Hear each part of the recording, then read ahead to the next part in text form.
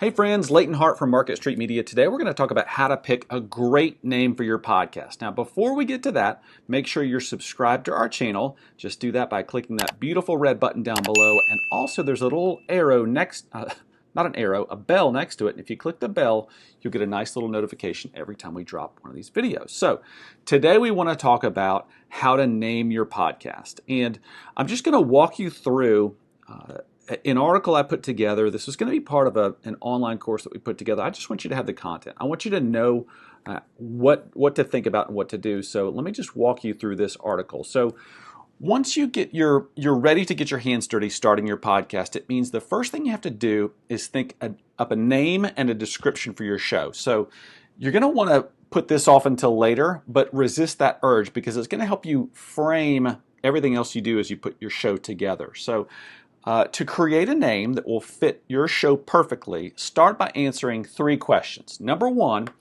who will be listening to my podcast? Have in mind who it is that's going to be listening to your podcast. Number 2, what's the main topic of my podcast? And 3, what sets my podcast apart from other podcasts? Now that you've answered those questions, once you have answers to those questions, a few tips that may help you. Okay, number 1 is that clear beats cute. So remember that your podcast, while it's something you do and you'll benefit from the process of creating a podcast, ultimately it's not for you. It's for somebody else. It's for your listeners. So it's best to choose a name that's easy to remember and helps your listeners know exactly what they can expect from your podcast.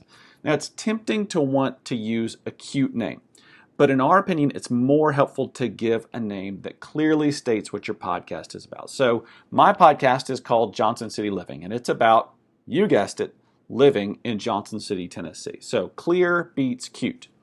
Number 2, think results. So another angle that you can take when you're thinking about naming your podcast is think about what result you want your listener to get after hearing your show. So my buddy Drew Bedard has a show called Marketing That Works because he wants listeners to get tips that they can immediately put into action in their businesses. Brad Weems is another one of our podcast hosts on the Market Street Media Network.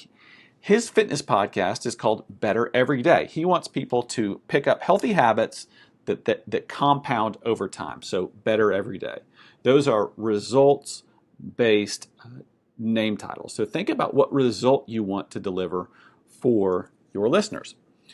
The next thing I would tell you is know your keywords. So picking out a few keywords can help you narrow down your list of names. So keywords are single words or phrases that you want linked to your podcast, both in your listener's mind and then also in search algorithms. So financial planning guru, a guy I used to follow or follow closely because I was in that business, hosts a popular podcast for financial advisors called the Financial Advisor Success Podcast. So using the keywords financial advisor and success create an instant link in his listener's mind and helps the algorithms know what his show is all about. So those are a few things to think about as you name your show.